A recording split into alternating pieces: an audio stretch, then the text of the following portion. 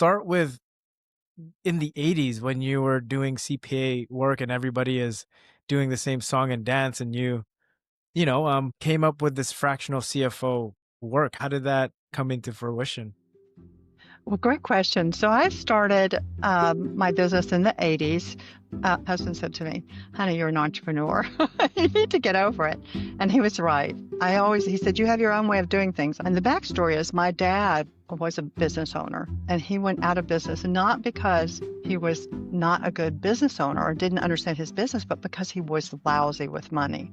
So I was really impassioned to figure out how to really help business owners. We launched a fractional controller service, and it was going well, and it was growing by leaps and bounds. And one of the firms in town called me, and this guy says to me, Mackey, I don't think you understand how it works around here. I'm like, okay. Now I was new in town, and so I was taking clients from the existing firms. And he said, we kind of have an agreement among ourselves. We don't take each other's clients. Mhm. And I said, well, that's really interesting, Joe. But my daddy didn't leave me a practice. Between now and then, I'll just be taking the clients that want to work with me. And by the way, you can offer Wow. this same service. But they were Wow. stuck in their ways, which is what I see today. People stuck in their ways, doing the business the same way they've always done it, and not being open to looking at what's happening in the environment that I need to choose a different way of doing business. Okay, before we dive in, if you're an accounting firm owner using your own capital to grow and you want to not only survive, but thrive in what's coming, go to the CFOcollaborative.com, download the Prosperity Playbook, and book 20 minutes with Mackey McNeill. Here's why. She says 75% of CPA firms won't exist in the next 5 years because AI is replacing basic accounting work right now. And so she's got a solution called the CFO Collaborative that launches October 27th, 2025. It's 4 days. She's inviting 15 firms, and when I spoke to her earlier this month, there was only 2 spots left. She's teaching you how to transform from the traditional model to a coaching powerhouse. She's got an amazing story. She's a true trailblazer. You'll find out in the episode. For example, she pioneered fractional CFO work in the 80s. And so if this is your first episode that you're watching, Beyond the Linear is where we interview firm owners who've cracked the code on advisory work, AI integration, and actually scaling without burnout. So the links below. Let's dive in.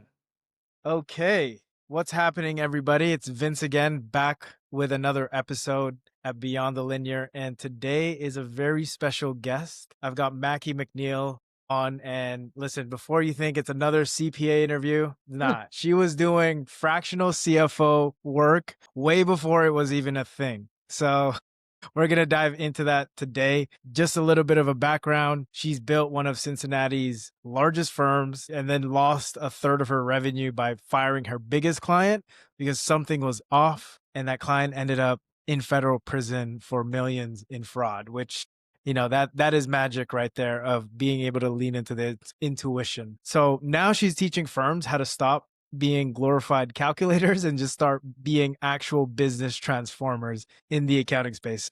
Mackey, welcome. Welcome Thank you, to the show. Vince. It's good to be here. I love the glorified calculators analogy. I'm going to steal that from you. Love it. Where are you at today? I'm working at my home office in Independence, Kentucky. I live on 35 beautiful acres where my husband grows most of our own food and just had That's a lovely. venison lunch. Tell me more about that. What's venison lunch? Well, he cooked a venison loin for lunch. So, he harvests his own deer and processes his own deer. Wow. That's awesome. That's a dream, running businesses and land. Mm-hmm. That's awesome. So I do want to dive a little bit into your story because it's super interesting, and I'll attach the white paper that you sent me to the call. So to start with, in the 80s when you were doing CPA work and everybody is doing the same song and dance, and you came up with this fractional CFO work. How did that come about? How did that come into fruition? Well, great question. So I started my business in the 80s. I thought it was because I couldn't find a part-time job, but my husband said to me, honey, you're an entrepreneur. You need to get over it.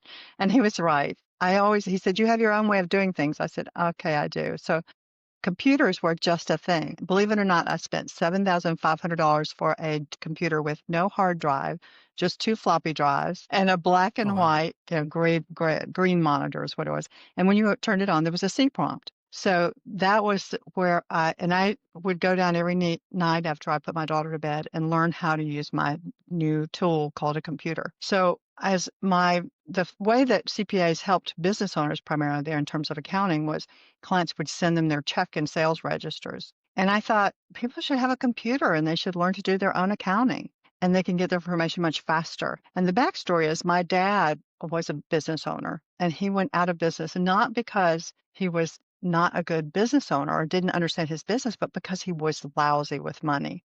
So I was really impassioned to figure out how to really help business owners. So I thought this idea that they get their financial statements back 2 or 3 months after they actually did the work doesn't make any sense. Let's speed that up. So we launched a fractional controller service, and it was going well, and I was growing by leaps and bounds. And one of the firms in town called me, and this guy says to me, "Mackey, I don't think you understand how it works around here." I'm like, okay. Now I was new in town. I had moved to Cincinnati. I didn't grow up here. Hmm. So I had no high school friends to do business with. And so I was out networking and growing my business and people wanted this work. And so I was taking clients from the existing firms. And he said, we kind of have an agreement among ourselves. We don't take each other's clients. Hmm. And I said, well, that's really interesting, Joe. But my daddy didn't leave me a practice. Between now and then, I'll just be taking the clients that want to work with me. And by the way, you can offer Wow. this same service. But they were Wow. stuck in their ways, which is what I see today.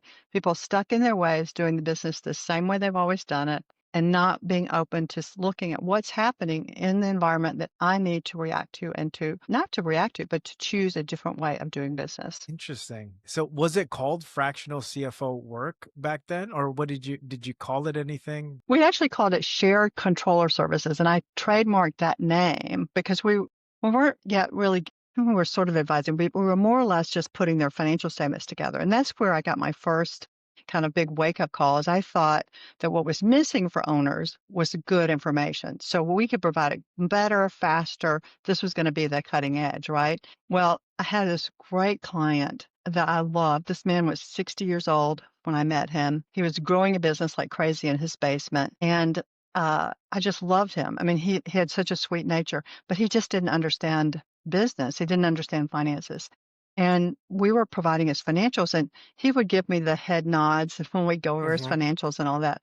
But he hired this score advisor. Well, hired is the wrong word. Score is free, but this guy was a Proctor retiree, and he encouraged him to make big bets. So he calls me one day and he says, "You got to see our new office space." And I'm like, "New office space?" And I knew they were crowded, but I go up to this new office space, and he's rented the top floor in this big office building, and it's immense. And he's hired a couple of new people, and I'm looking at his financials, and he was growing, which growth we all know eats cash flow for breakfast, lunch, and dinner. So I'm worried. So he gives me the tour, and I said, "I got to tell you, I'm a little worried. I don't know how you're going to manage this growth curve in terms of your cash flow." "No, don't worry. I've worked it out with my score advisor. Everything will be fine." But we kept looking at his numbers. It wasn't fine. So I was not surprised when he called me one day to tell me that he was declaring personal and corporate bankruptcy. And that was my big wake up call for the next iteration, which was it's not about the data. It's not just about giving them data. It's about helping them understand how that data relates to them and how they can use it to make better decisions. So that's when we launched fractional CFO services, which was much harder to put together. When I look Hmm. back on it, took me a long time to figure out what sets of tools, because it wasn't just about, again, we weren't into just providing financials. It was into creating visualizations, which we did out of using Excel back then. And we're on our fourth data Yeah. visualization software now. So we did that, but we also did help them do forecasting. We helped them develop an annual plan. But, we would put together key metrics for the business. So really understanding everything about the finance of the business so that they could see the same kind of information I could see, only I could put it basically in standard English rather than accountingese and Hmm. weave all that together into a story to help them understand where their business was going so they could make better decisions. And that's when people really began to make leaps and bounds in terms of the impacts of their business, in terms of Hmm. their bottom line, or sometimes We always talk, it's not about just money. It's about time, mind, and money freedom. So sometimes the business owners, they want to make more money, but they also probably want to work less time Wow. and Yeah. not be so freaked out by money. That's awesome. And I bet in that time it was backwards from the conventional firm. So what kind of maybe even resistance or roadblocks were you hitting? Was this the normal way of doing business in the accounting world or No, no. And yeah. it's still, for most CPAs, this is still not the normal way, although I think it should be, which is why I'm launching as you know, a new initiative at the end of the month. So, what I would say is it wasn't anything I was just using a totally different playbook.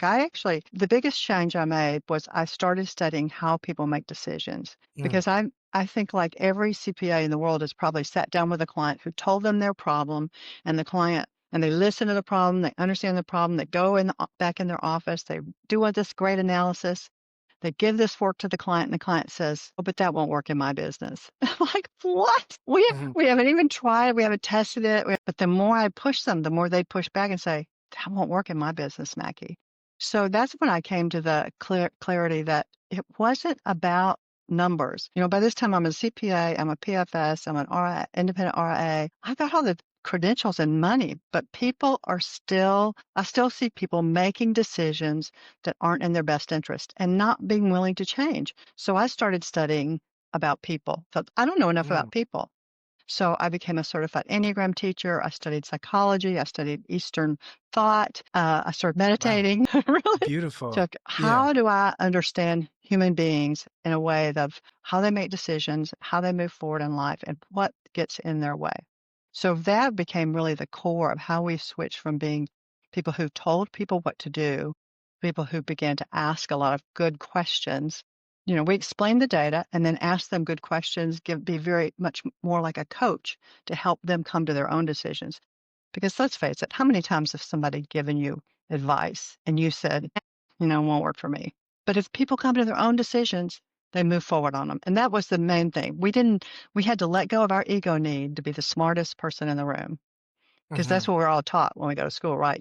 But knowledge now, this right here Yeah. on your hand, so your idea that you're going to be the knowledge provider, that's out the window. You've got to become the coach, the person who helps people move and transform. And that means you got to understand people and use a coaching methodology. And was that the birth of the Prosper framework that Hmm.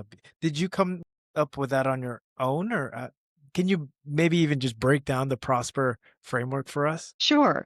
Well, Prosper is a system for integrate. There's two main things about Prosper. First of all, it's built on a coaching methodology in that we're coaching business owners to use better financial data to make decisions. But it's also doing two things very differently. One is that we are expecting the client to retain agency. So we're not saying to the client, just trust us and we'll tell you what to do. First of all, Mhm. as I said, that doesn't work. But second of all, it doesn't leave the client empowered. So we're explaining the data and then we want the client to retain agency, to feel confident that they feel in their heart and soul that this is the right decision for them. They're going to really own that decision and move forward with it. So retaining agency. Then the second piece is, again, this idea where they're integrating all the different aspects of data. So we look at there's 5 types of data. Been there data. This is the sophisticated term for accounting data. The Mhm. past data. That's just one of the 5 ways that we look at data. So we also have forward-looking data, forecasting data. Then we have analysis data where we dig in to learn more. I call that look here data. Then we have the kind of data where we're planning and we're having our big ideas. So we have hope here data, like our big strategic plan. And then out of our hope here data, we build our annual plan. And for Mm, example, when we do annual planning, this is a series of meetings with owners. We don't sit down with them in one meeting. They tell us what they want, and then we come back with a plan.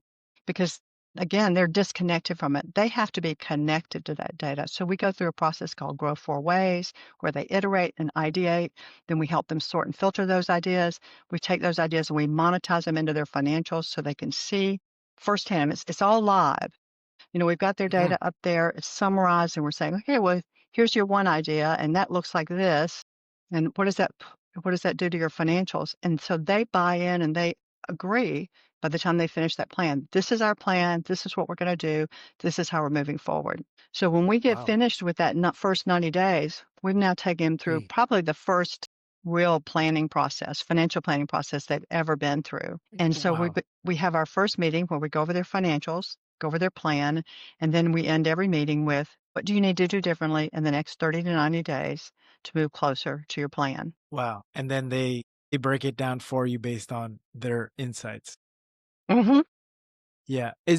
What's the common goal that they have when engaging with you? Is it more so maybe numbers based, like increase in revenue, or a plan to sell the company or exit? What's the typical goal that they're looking at? It can be a variety of things. I find most people don't come to us because they're going to sell, but if they come to us within 7 to 10 years of selling, they're going to sell for a lot more. That, for example, I had a client that came and we put the Prosper process together for them. They began to use that. They also integrated that with the Great Game of Business. They grew their profit this is a company that never made more than $150,000 bottom Wow. line, and they they increased their revenue, but then mostly they increased their net income. Their net income was trailing for the last 3 years when they got ready to sell 1.2, 1.3 million. And Mm. so they sold for 20x. Wow. That owner's life was profoundly different, right? Oh my God. 20x on 125 is way different than 20x on 1.1. That's amazing. Amazing results. And what is your approach on, because I know you mentioned mindset, even meditation, and reading your white paper, you take a very heart-centered approach to business, or have shifted that paradigm. And I can tell, what is on that side of things, being in the heart center, how do you approach that with clients? Well, I thank you for that question, Vince. I'm a meditator. For some people, meditation is really life-changing. But if you can't get into meditation, I always say there are mindfulness things that you can be to be more present and in the moment. When we walk into a meeting, sometimes we're thinking about the conversation we just had with our spouse, or the argument we had with our kid when we left this morning, or the fact that our shoulder hurts, or something isn't going well. So we're not present. So I think the first thing that I encourage everyone who is working face to face, especially when they're working with client, is go into the meeting, whether it's virtual like this one or in person, with your full presence. Connecting to your head and your heart, not just your head, because the truth is that what really moves people is their heart. We think that our head is really running things, but it's the heart there your purpose is. And when I find we are B Corp, so we're a very purpose-driven business. And my Mm, favorite business to work with is a purpose-driven business. And the mm, reason is pretty clear, because its purpose pulls us. So if you have a bigger purpose, it's an energizing effect. You're moving toward this bigger purpose. Whereas if mm, you're achieving a goal, that's a time you work to achieve the goal. And then what? Well, that's done. So mm, you're pushing energy out. It's not pulling you. And then you've got to do that again. Now, goals are good, but goals within a purpose are amazing. So once we know the purpose, we really have much more commitment to get out of our own way. Because let's face it, the person that between you and what you want is you. That's nobody mm, else. Everything we get in life is a result of the choices that we make. And the choices that we make are a result of the questions that we ask. So our mm, job as coaches is to ask great questions so mhm. people can get better results. That's awesome. Yeah, one of the things I learned this year is the difference between motivation and inspiration, and you touched on it, of being attached to your purpose. Hmm. Because yeah, motivation, you can get, really amped up and set an arbitrary goal and really move some force into it. But there's nothing like when you're inspired by something, which in the root word, in spirit, when Hmm. you're attached to this bigger purpose, it just feels like you have a limited energy. Absolutely. Right. And Absolutely. how do you, I guess, apply that to life? How do you find what inspires you versus maybe what just motivates you? I think that's also about being present to yourself. We can be present to others, but we have to learn to be present to ourselves. So all the little chatter up here that's going on about what to be afraid of, or what's not working, or calming that down through some mindfulness practice, a meditation practice, so we can be awake and aware and in the moment. I see. What are I mean I've read Ray Dalio's book Principles, and he talks about how transcendental Transcendence, meditation, okay, yeah, transcendental. transcendental meditation was a game changer for him when he, got the results that he has. What are maybe some tips or just quick meditation routines that you do to ground yourself and get yourself present on a day-to-day basis? Well, most people say meditate in the morning, and I sometimes do that. When I do meditate in the morning, I use my music app, and I use a singing bowl. I do a 15-minute singing bowl, and I just find that people think meditation is clearing your mind. The mind is always out there doing this thing. So, but meditation is about, it helps to have something to focus on. So the singing bowls give me something to focus on. And then of Mm, course the stuff comes up of like, hey, I haven't done this. Maybe you should get started on this. So those are just thoughts to let go. So it's a practice like anything. It's that you want to be better at. It's a practice. So that's one of the things I do. At night, I always sit and meditate. And I'd say if I had a practice about that, it's really about making sure I'm present before I go to sleep because I actually sleep better. So mhm, if I'm thinking about, "Oh, I didn't to get this done, or I didn't get that done, or I have to do that tomorrow." And for me, I use the Enneagram. I've trained as an Enneagram teacher. I tend mhm, to keep my energy in the heart space. Their head types are just a real quick thing on the Enneagram. mhm, Their head types, heart types, and body types. So I need to get my energy down in my body. The more your energy is down in your body, the slower it is. I always, when I'm with someone who's a head type, I feel like nervous. They're jittery. Their mhm, energy is faster. Heart energy is a little slower, and body energy is slower. So for me, it's about being down and being present. Because if I get in and down, I can be present to myself. So I'd mhm. encourage you to try different I love practices. that. There's 1,000 of them out there. Find something that works for you, and Mhm. don't make it like it's not like you have to sit down and be perfect at it. You just have to try. Yeah, sometimes just sitting 5 minutes to myself with nothing but silence even helps in such a fast world. But thank you for that. Was super helpful. I'll give you one real quick for a meeting. Of 1 course. minute. 1 minute, feel your pulse. That's just if you do that before you go into a meeting, you'll be surprised at how much more present you are. 1 minute. I love that. Thank you. Mm-hmm. The Enneagram. I just did that test. A quick one. I didn't go through that full one. I was a Uh-huh. type 2 and type 3. I'd Yeah. love for you to touch on that real quick and explain what a Enneagram is maybe and just do a live for a type 2 like myself. Okay. Type 2. Okay. Well, the Enneagram is an ancient teaching of personality. And you would say that our personality is what keeps, let me go back a little bit and say that I want to go back to Daniel Kahneman's teaching a little bit first. Daniel Kahneman, this is a psychologist who won the Nobel Prize in economics for his decision-making theory of how people make financial decisions. And he basically says the brain has two systems. System one, fast, automatic, intuitive. System two, slow, deliberate, and analytical. So you can think of your type, your personality type, as what is the structure of your fast, automatic, intuitive system, right? So as a two, your focus tends to be outward, helping other people. So Yeah. you tend to forget yourself. So your automatic thinking, automatic feeling, and your automatic is to think about how do I take care of this other person, not so much how do I take care of myself. So I think what's beautiful about the Enneagram is we all have a construct. We all have a way that we have developed. System one, we weren't born with system one, fast, automatic, intuitive. We learned it from our environment, but we don't know that we learned it. Understanding your type can say to you, these are the constructs that I've created, and I can see them now, then I can choose differently. Until I can see them, I'm stuck in them. I'm stuck in fast, automatic, and intuitive. Mhm. But once I can see it, now I'll be honest, when I started, I'd noticed a couple of days ago, I agreed to do something that somebody else should have been doing in my Mhm. team, Mhm. but it was 2 days ago. Why didn't I know it then? Well, then maybe it's a day later, I realized. And then I remember the day I was going to volunteer to do something for somebody else, which is pretty typical of it too, when the words got stuck in my throat and I sort of coughed and caught myself. And didn't. That was a big moment. So again, it's a practice, it's a learning. But I think the Enneagram is a great tool for helping us become more present and more aware of our own blocks. Again, Mhm. if we're going to do anything different, if our life's going to be different in any way, it's based on the choices that we make.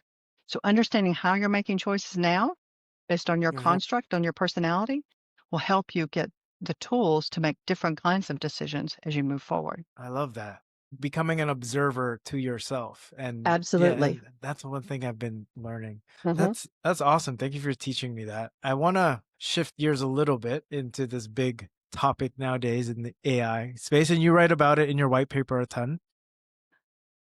The accounting world, where I was surprised to hear that it might be the one of the industries at risk because of all the technology and what's getting commoditized. And yeah, I mean, everybody can do their own taxes and use technology. And technology can do it flawlessly. Hmm. What's your take on AI and the accounting space? Well, I think AI will replace a ton of accounting work, but and that's one way to look at it. But it also will give us as humans leverage. So I think AI is just another leverage tool. I mean, I started out writing numbers on a columnar pad.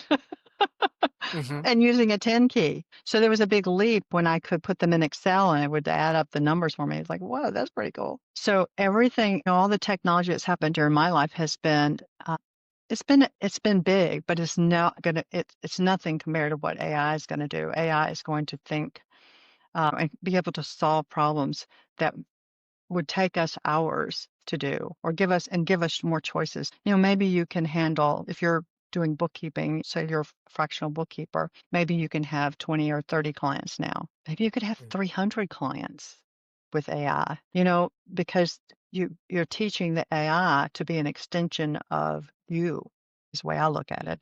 So how can I use this as treat this as I look at it almost now. I'm using Claude. We have Claude as our chosen AI at the moment, and I see it as an extending my opportunity and my reach, Hmm. and helping me get to decisions and think through things faster. Doing research, but not just research, but then compiling things in ways. I've written a couple books and I've written a couple of courses, and all that takes a lot of time to think of the idea, to assimilate it, to organize it.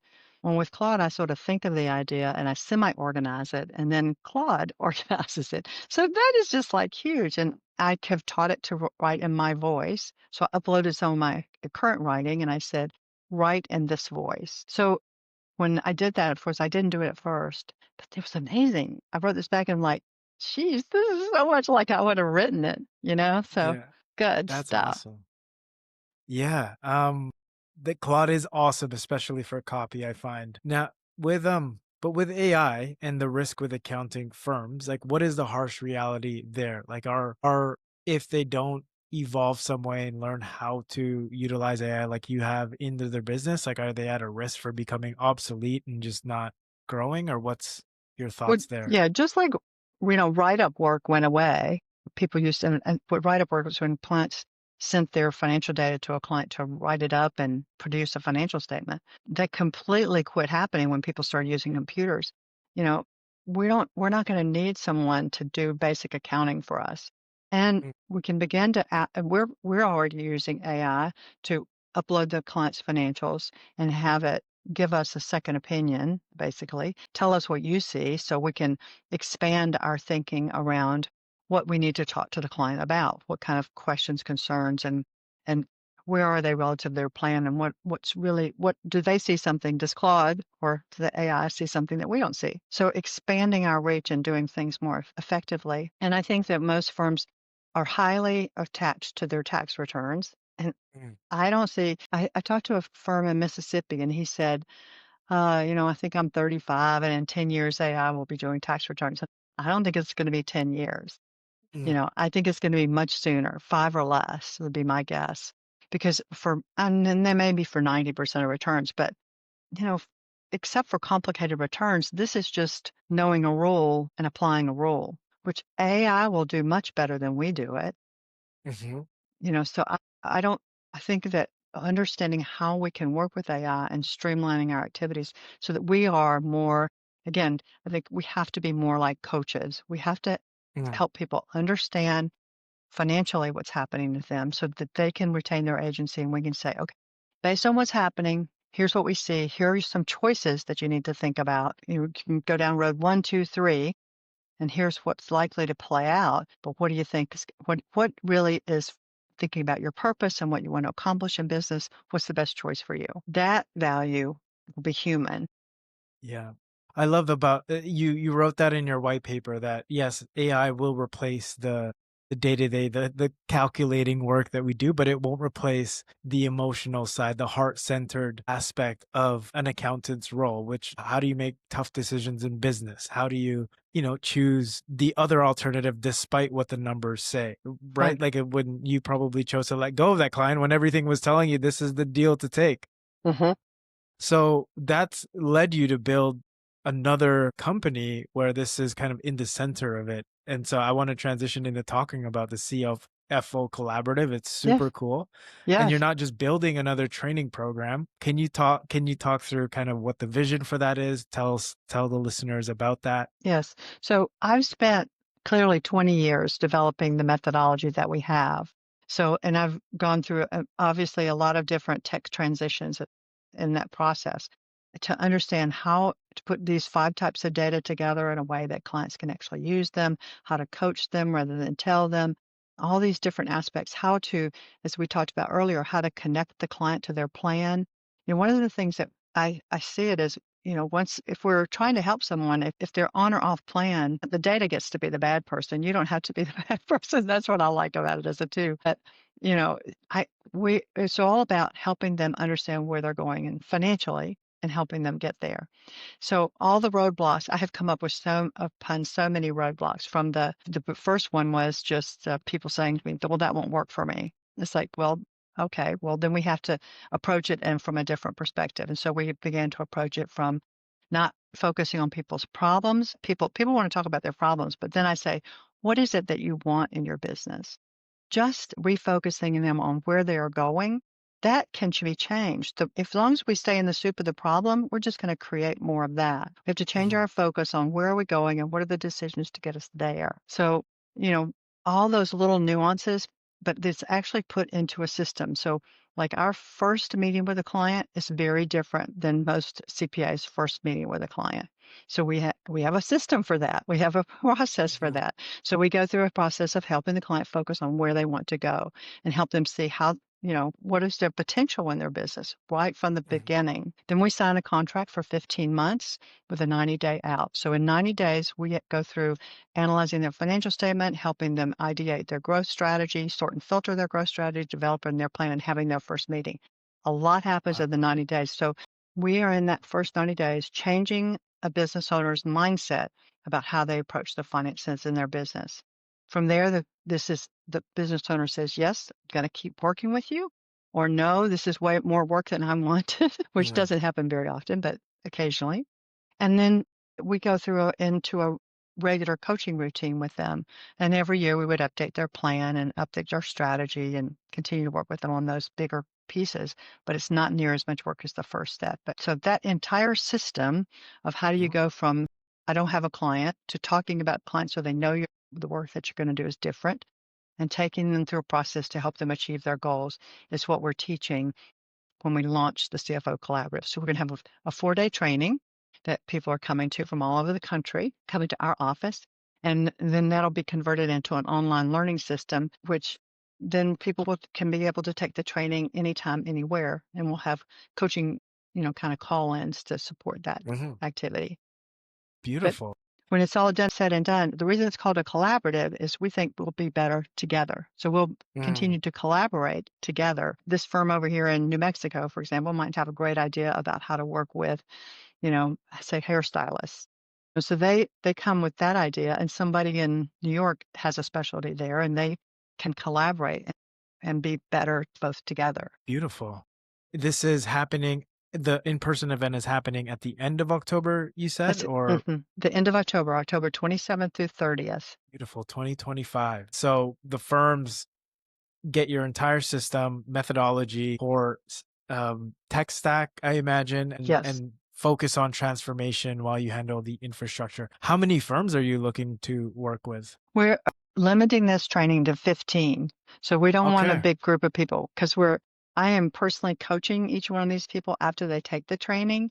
So we want to not only have the training, we want people to launch and, get success right away. So it's not just like come to it's really hard to go to a training and then go home and, go back to your office, so to speak, and get it in place.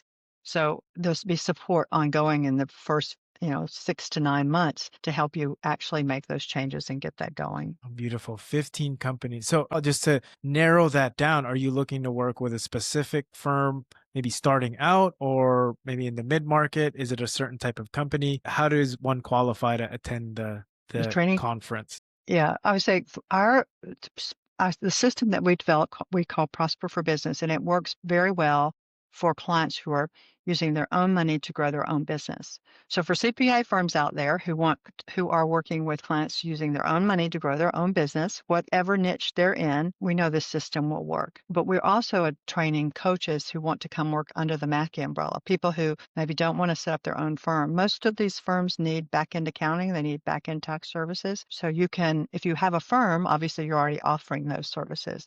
But if you don't and you want to, you can basically affiliate with us after the training and be part of our coaching team. So there are really two paths. There's a coaching path that you become a contract coach for the firm Mackey. And there's a Mhm. path where you take the training and then you implement it in your own firm, particularly probably upselling your own clients to begin with, because I'm sure Mhm. you have clients already. If you have a CPA firm who's, again, working with clients dealing with their own money and their own business, many of them want this. They don't know what to ask for. They don't know that they don't maybe know that they want it, but they want it. They know they need something. Sweet. What's your vision for the CFO Collaborative as you look maybe beyond at what this can be or what you envision for what this becomes? Well, my reason for launching the collaboratives was, I was very clear about it. It's like my passion has always been the same. I want business owners to have a different experience. So most of them do not make enough money. They work way too much. They love what they do, but they don't know how to really make the numbers work for them. And I realized, my firm can only help so many people. We're only going to be so big. We have our niche that we really like. So there got to be other people out there who can use the same system. End result, I get, that make a transformational difference for a business owner, help business owners achieve time, mind, and money freedom. So the more business owners that do that, the more I'm achieving my personal purpose and mission. I love that. It's beautiful. That I do believe in a world where business is more heart centered than it is now, and I feel as if you are leading that charge, and so I'm really honored to have you here. I'm Thank uh you. I'm gonna go through some rapid fire truth bombs as I like to call them, just Okay. answer them in Okay.